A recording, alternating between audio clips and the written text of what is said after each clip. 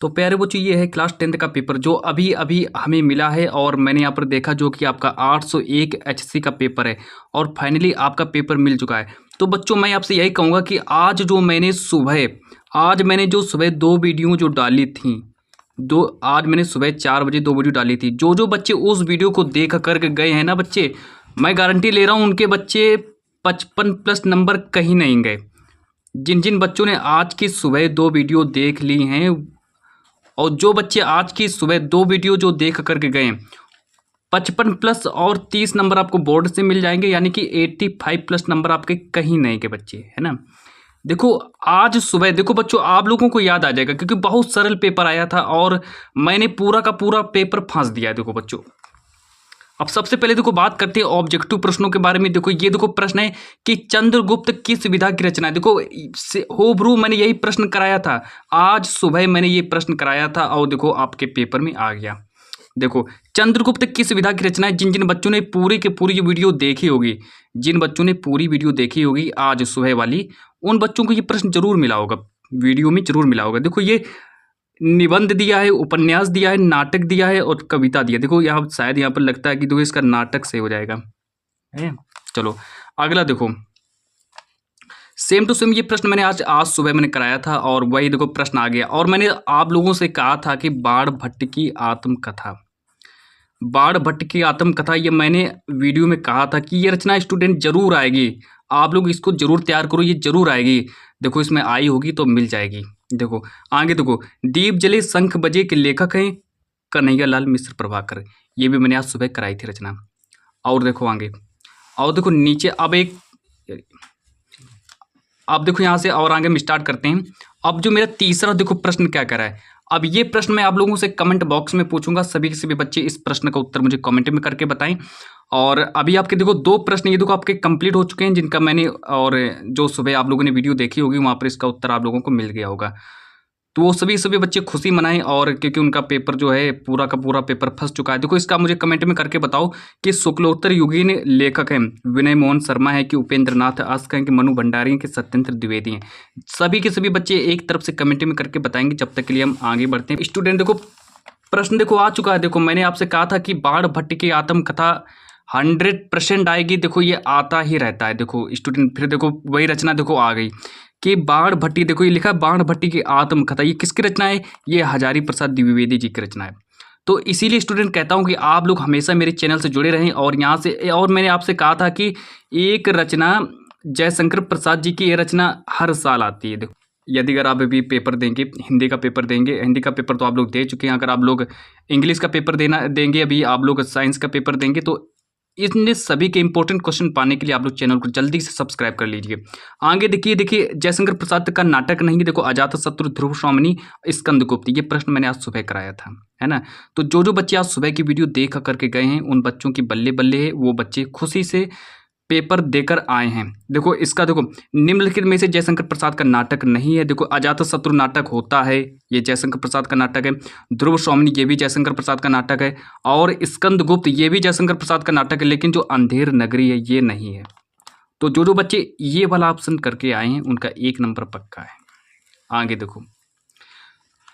आगे देखो प्रश्न नंबर 6 है कि रीतिबद्ध काव्यधारा के कवि हैं। रीतिबद्ध काव्यधारा के कवि हैं, तो मुझे इसका आंसर कमेंट बॉक्स में करके बताएं।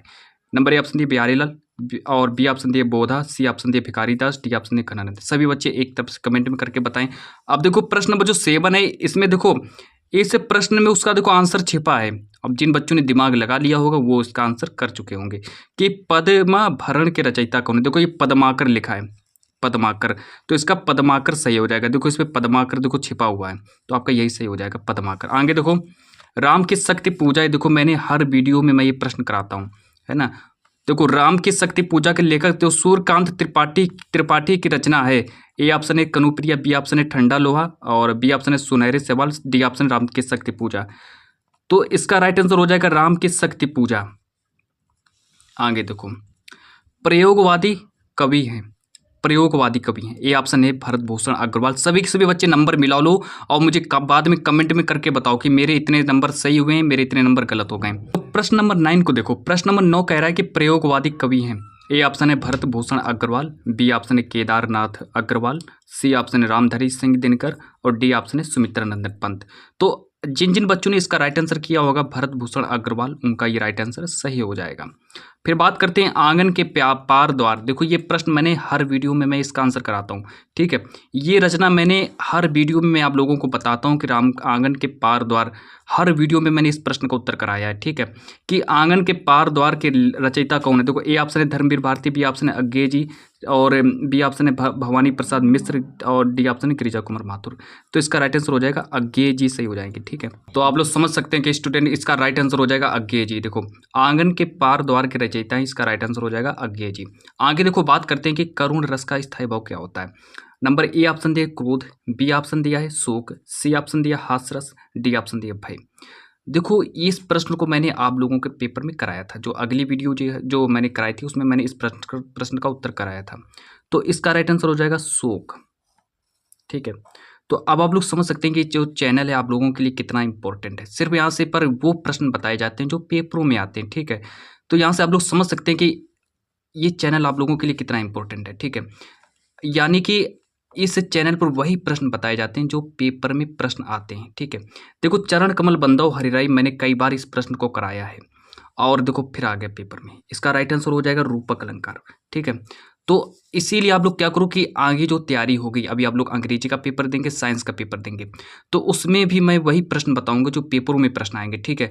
इससे बाहर कोई भी ऐसा प्रश्न मैं नहीं बताऊंगा जो पेपर में नहीं आएगा। और आप लोग तो समझते हैं कि मैंने ये प्रश्न, देखो क्या मैंने ये प्रश्न नहीं कराया था कि जयशंकर प्रसाद का नाटक नहीं कराया था, ठीक है, और हजारी प्रसाद द्विवेदी बाढ़ भट्टी की आत्मकथा, ये तो मैंने आप लोगों से पहले ही कह दिया था कि ये प्रश्न आएगा पेपर में, ठीक है।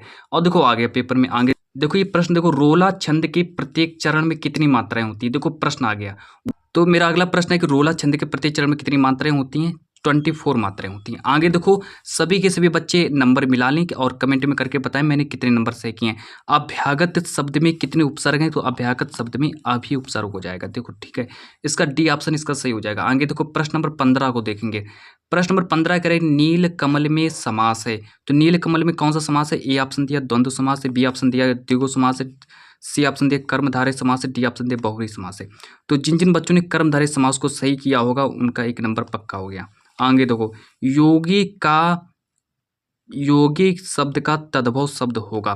देखो ए ऑप्शन है जोगी, बी ऑप्शन है योगी, सी ऑप्शन है जोगी, डी ऑप्शन इनमें से कोई नहीं। तो इसका राइट आंसर हो जाएगा आपका जोगी सही हो जाएगा, ठीक है। ए ऑप्शन आपका सही हो जाएगा। आगे देखो प्रश्न नंबर 17 के बारे में बात करते हैं कि युष्मद शब्द की सप्तमी विभक्ति एक वचन रूप बताना है। जो युष्मद शब्द है इसका सप्तमी विभक्ति एक वचन रूप बताना, तो इसका राइट आंसर हो जाएगा त्वयी, ठीक है। आगे देखो रचना के आधार पर वाक्य के कितने भेद होते हैं। चलो इस प्रश्न को देखो, रचना के आधार पर वाक्य के कितने भेद होते हैं। तो ए ऑप्शन दिया 8 भेद होते हैं, बी ऑप्शन दिया 3 भेद होते हैं, सी ऑप्शन दिया 4 भेद होते हैं और डी ऑप्शन दिया इनमें से कोई नहीं। तो इसका राइट आंसर हो जाएगा 3 भेद होते हैं। आगे देखो प्रश्न नंबर 19, प्रश्न नंबर 19 को देखो भाववाच्य में किसकी प्रधानता होती है। तो प्रश्न नंबर 19 को देखेंगे भाववाच्य में किसकी प्रधानता होती है। ए ऑप्शन दिया कर्ता की प्रधानता होती है, बी ऑप्शन दिया कर्म की प्रधानता होती है, सी ऑप्शन दिया है क्रिया की प्रधानता होती है, डी ऑप्शन दिया इनमें से कोई नहीं। तो इसका राइट आंसर नोट कर लो, क्रिया की प्रधानता होती है। पूरा का पूरा पेपर आपका फंस चुका है, ठीक है। आगे देखो आविकारी शब्द है, आविकारी शब्द है, देखो ए ऑप्शन दिया इंद्र और बी ऑप्शन दिया गाय, सी ऑप्शन दिया यथासंभव और डी ऑप्शन दिया आप। तो देखो तो यहाँ से मिनिमम आप लोगों के 17 से 18 नंबर आपके वो प्रश्न फंसे जो आज मैंने सुबह कराए थे, ठीक है। तो 17 से 18 नंबर आपके क्लियर आप लोगों ने करे होंगे। तो इसीलिए जो मैं वीडियो सुबह डाला करूं उस वीडियो को जरूर देखा करो, ठीक है, क्योंकि वो वीडियो वेरी वेरी इंपॉर्टेंट होती है। आगे देखो बात करते हैं, यहाँ से आपका खंड बा स्टार्ट होता है जो कि वर्णनात्मक प्रश्न होते हैं। खंड बा में वर्णनात्मक प्रश्न होते हैं। देखो कुसंग का जोर सबसे भयानक होता है, यह केवल नीति और सद्वृत्ति का ही नाश नहीं करता बल्कि बुद्धि का भी क्षय करता है। तो इस प्रश्न का उत्तर आज मैंने सुबह कराया था, ठीक है। तो जिन जिन बच्चों ने आज की वीडियो पूरी देखी होगी वो बच्चे इसका आंसर लिख कर आए होंगे। तो अब जो इसका सभी लोगों ने, तो बहुत सरल होता है, हर साल ये आता है ना। तो इसका आंसर तो सभी के सभी बच्चों ने लिख लिया होगा जो कि मित्रता चैप्टर से आया है। और इसके लेखक कौन है, सभी के सभी बच्चे कमेंट में करके बताएं कि मित्रता के लेखक कौन है। आगे देखो बात करते हैं कि वैसे को सभी के सभी बच्चों ने इसका ही उत्तर लिखा होगा, ठीक है, क्योंकि बहुत सरल है और हर साल आता है। फिर आगे देखो, फिर आगे ये आया था अथवा करके कि हिंदी में प्रगतिशील साहित्य का निर्माण हो रहा है। उसके निर्माता यह समझ रहे हैं कि उनके साहित्य में भविष्य का गौरव निहित है। तो आपको देखो 2 में से 1 का उत्तर करना था, तो सभी के सभी बच्चों ने इसका उत्तर किया होगा, ठीक है। तो ये आपको 6 नंबर देकर जाएगा। अगर आप लोगों ने इसका उत्तर सही से किया होगा तो आपको 6 नंबर मिलेंगे। यहाँ से देखो आप लोगों को क्या करना है कि निम्नलिखित में से एक पद्यांश पर आधारित प्रश्नों के उत्तर दीजिए। गूरज बिराजे भाल लहे लही बनमाल, आंगी गया पाछे ग्वाल, गावे मृदु बानेरी। तो प्रश्न नंबर 22 को देखें कि एक आपके पेपर में पद्यांश आया है, ठीक है। पद्यांश आया जो कि आपके पेपर से बिल्कुल अलग है, यानी कि इसका देखो ये अभी तक पूछा नहीं गया है, ठीक है। तो आप लोग टेंशन मत लो, ठीक है। आप लोगों ने नहीं किया है तो कई भी बच्चे ऐसे हैं, उन बच्चों ने भी इसका आंसर नहीं लिखा होगा, ठीक है। तो देखो, गोरज बिराजे भाल लहलाती बनमाल, तो आगे आप लोग मुझे कमेंट में करके बताओ कि इनमें से आप लोगों ने किसका उत्तर लिखा था। देखो खा ऑप्शन दिया भूल झड़ता है, मतलब 2 में से आप लोगों को एक ऑप्शन करना था। तो भूल झड़ता है, भूल शब्द नहीं है। बच्चा गेंद उछालता है सदियों के पार, लोकती है उसे एक बच्ची। तो मुझे कमेंट में करके बताओ आप लोगों ने इसमें से किसका उत्तर लिखा था। और आगे बात करते हैं फिर हम प्रश्न नंबर 23 को देखते हैं। और मैंने आप लोगों से कहा था कि आप लोग क्या करो कि वाराणसी जो चैप्टर है, पूरा का पूरा वाराणसी चैप्टर, इसके जितने भी इम्पोर्टेंट प्रश्न हैं, जितने भी इम्पोर्टेंट इस वाराणसी चैप्टर के जितने भी इम्पोर्टेंट गद्यांश हैं, पद्यांश हैं, सबको याद कर लो। देखो मैंने आप लोगों से कहा था, और जिन जिन बच्चों ने मेरी इस आवाज़ को सुन लिया होगा और उन बच्चों ने मेरी इस आवाज़ पर थोड़ा बहुत वो दिया होगा, गौर किया होगा, तो उन बच्चों का 5 नंबर पक्का हो गया होगा। देखो वाराणसी चैप्टर से देखो आया है कि वाराणसी प्राचीन काल काला गेहे के विधाया दिव्यम ज्योति धोदते, ठीक है। मैंने आप लोगों से कहा था कि वाराणसी पूरा का पूरा चैप्टर पढ़ लेना, ठीक है। और हर साल वाराणसी चैप्टर से एक गद्यांश जरूर आता है, तो मैंने आप लोगों से कहा था। तो सभी बच्चों ने इसका आंसर लिखा होगा। और आगे बात करते हैं। देखो नीचे दिए गए संस्कृत श्लोक में से किसी एक का संदर्भ सहित हिंदी में अनुवाद करो। देखो नीर क्षीर विवेके हंसा लस्य त्वमेव तनुषे चेत, आज सुबह मैंने इसको कराया था, ठीक है। याद करो, आज की वीडियो देखो जाकर के सुबह वाली, उसमें मैंने इसको कराया था, हल कराया था इसको। और आगे देखो, अब ये तो आपका जो जिले बाई जिले हिसाब से होता है कि अपने पठित खंड का के आधार पर एक जो प्रश्न का उत्तर देना, जो कि 3 नंबर का आएगा। मातृभूमि पर, अग्र पूजा पर आया था, और जय सुभाष पर आया था। तो मेवाड़ मुकुट आया है, और मुक्ति दूत आया है, करण आया है, तो सब कुछ आया है। ज्योति जवाहर भी आया है, ज्योति जवाहर पर आया है, तो बहुत से बच्चों ने ज्योति जवाहर पर भी लिखा होगा। आगे देखो लेखक की रचनाएं, देखो आज सुबह मैंने आप लोगों को हल कराया था किसका जीवन परिचय, जयशंकर प्रसाद और रामचंद्र शुक्ल जी का जीवन परिचय मैंने कराया था, सुबह तक कराया था, ठीक है। तो इसीलिए कहता हूँ कि मेरी वीडियो जरूर देखा करो, ठीक है, क्योंकि मैं सिर्फ वही प्रश्न बताता हूँ जो आता है।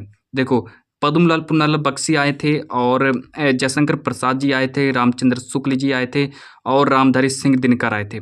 तो मैंने आज सुबह मैंने आप लोगों को जयशंकर प्रसाद जी और रामचंद्र शुक्ल जी का जीवन परिचय हल करवाया था, ठीक है।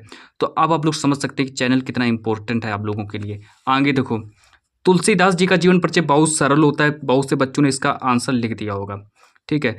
देखो इसको भी मैंने कराया था कि एक कवि का जीवन परिचय देना, 5 नंबर आपको ये देकर जाएगा, 5 नंबर ये देखा जाएगा, ठीक है। 10 नंबर का जीवन परिचय आता है। और आगे देखो बात करते हैं अपनी पाठ्य पुस्तक। अब देखो यहाँ से स्टार्ट करते हैं प्रश्न नंबर 27 के बारे में। अपनी पाठ्य पुस्तक कंठस्थ कोई एक श्लोक लिखिए जो प्रश्न पत्र में ना आया हो।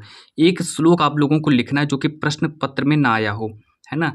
तो आप लोग मुझे कमेंट में करके बताओ आप लोगों ने कौन सा श्लोक लिखा था।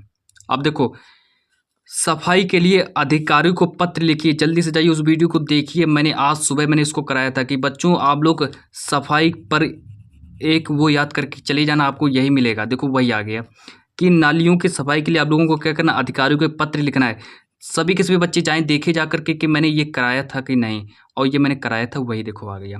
और आगे देखो बात करते हैं प्रश्न नंबर 29 के बारे में बात करते हैं कि अरुणिमा काशिद वीर केन पूजते, वीर वीरेन पूजते। तो बहुत सरल होता है, चंद्रशेखर स्वानाम किम अवदत्त, चंद्रशेखर चैप्टर से मैत्री केन वर्तते। तो आप लोगों ने इसका आंसर तो लिख दिया होगा, बहुत सरल है। आगे देखो प्रश्न नंबर 30 के बारे में बात करते हैं कि आतंकवाद, देखो एक निबंध लिखना जो कि 7 नंबर का निबंध भी आएगा। हाँ, तो आतंकवाद कारण एवं निवारण, देश प्रेम, ये तो मैंने बहुत 2 से 3 बार मैंने इस पर निबंध आप लोगों को कराया है। या फिर अगर आप लोगों ने मेरी वीडियो देखी होगी 70 नंबर पक्का, अगर आप लोगों ने मेरी वीडियो देखी होगी 70 नंबर पक्का, ठीक है, तो वहाँ से आप लोगों के 70 नंबर पक्के हो जाते। विज्ञान वरदान या अभिशाप, ये तो मैं बार बार कराता हूँ पेपरों में, ठीक है। तो ये जो निबंध है मैंने आप लोगों के पेपर में कराए थे, तो आप बताइए आप लोगों का कितना अच्छा पेपर गया है। तो ये था आप लोगों का पेपर, और आज की इस वीडियो को हम इतना ही रखते हैं। आप लोग मुझे कमेंट में करके बताइए, आप लोग मुझे कमेंट में करके बताइए कि आप लोगों ने इस पेपर में कितने नंबर सही किए। 70 में आप लोगों ने कितने सही किए, और जल्दी से जल्दी सभी इस पे बच्चे कमेंट में करके बताएं कि आप लोगों का क्या स्कोर रहा, आप लोग कितने नंबर सही करके आए हैं।